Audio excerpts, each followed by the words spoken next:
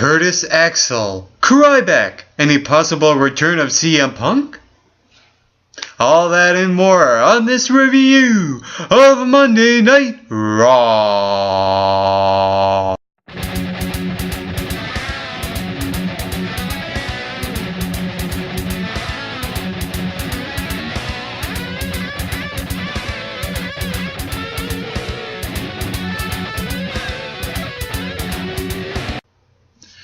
Hey, what is going on, everyone? Well, I'm so glad you took your time to spend with me right here today.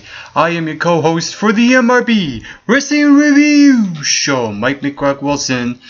And just a couple of nights ago, it was WWE Monday Night Raw live in Calgary, Alberta, Canada, the home of Bret the Hitman Hart. Speaking of Bret Hart, I like how he was used on the show on Monday night, helping out the young guys such as Curtis Axel, which I will get to later on, and Daniel Bryan.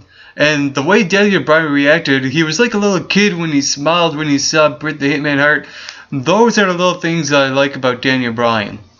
On Monday night, the show had a real good flow.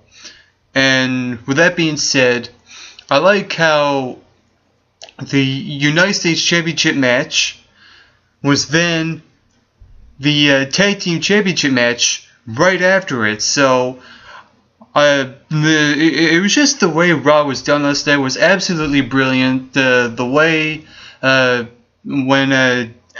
shortly after Dean Ambrose defeated Kofi Kingston for the United States Championship, it was the other two members of the Shield, Seth Rollins and Roman Reigns, who successively defended the titles against Team Hell No, and really love the three things about the Shield. One, you got Dean Ambrose, his unpredictability, Seth Rollins, his speed, and Roman Reigns as the power guy. So when you combine those three, you got one really good cohesive unit, and the Shield right now is exactly that. They are a cohesive unit.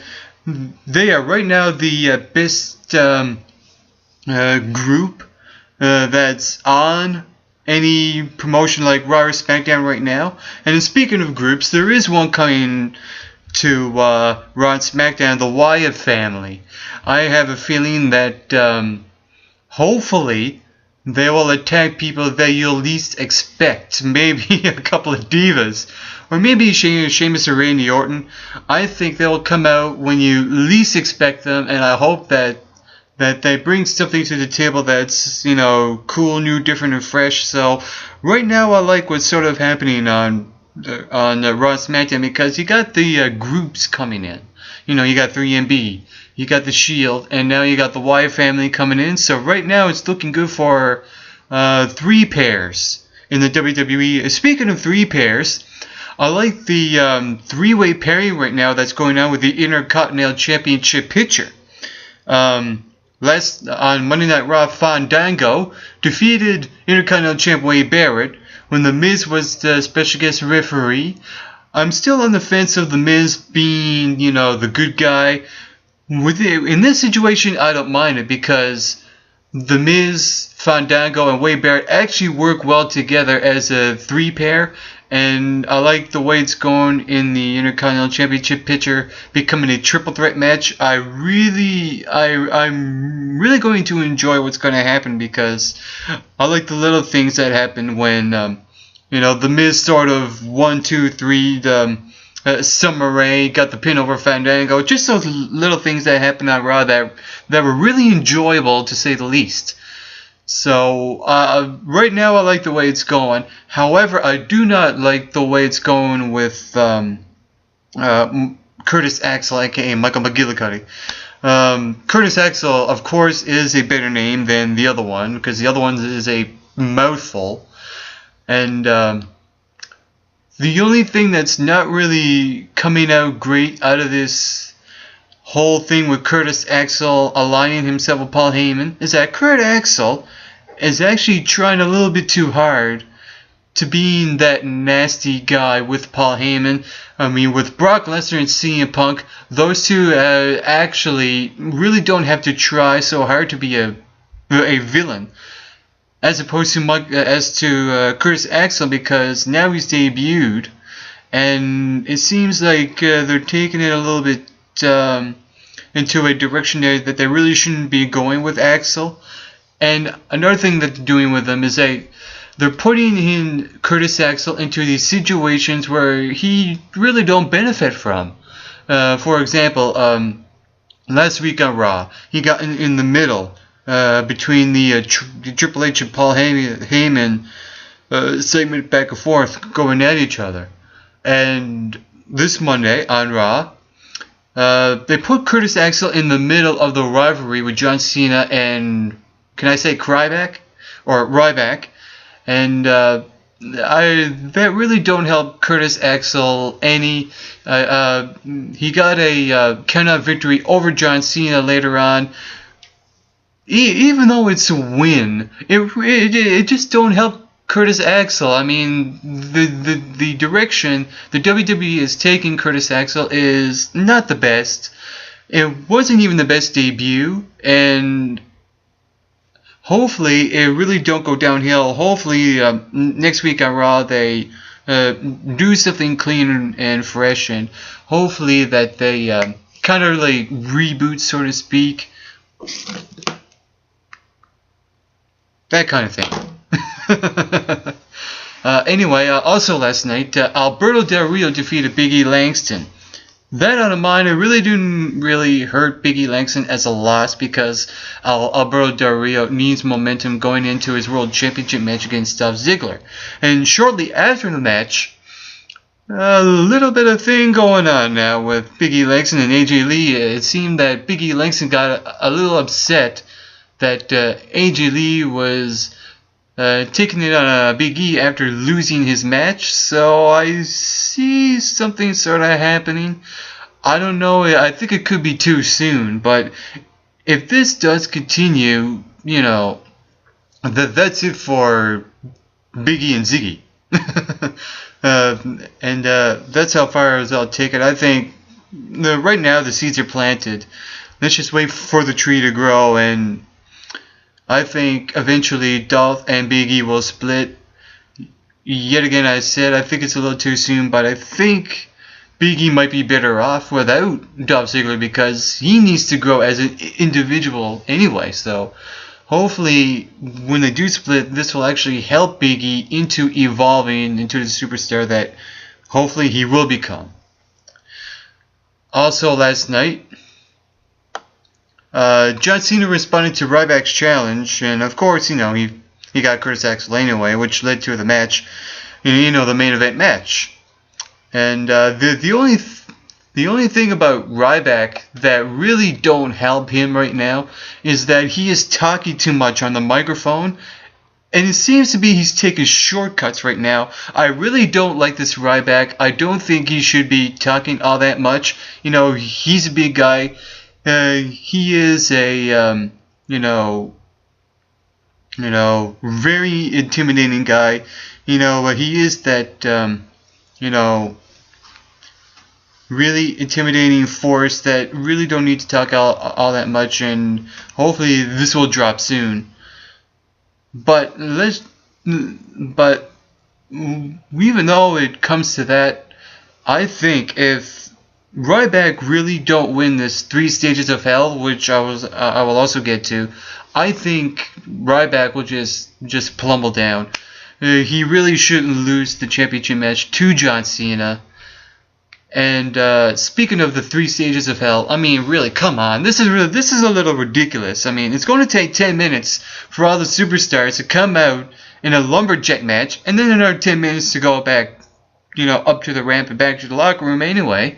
And then a tables match. I mean, there's really no need, because in an ambulance match, it's going to be hardcore anyway. You might as well just have the ambulance match and skip the first 2 falls.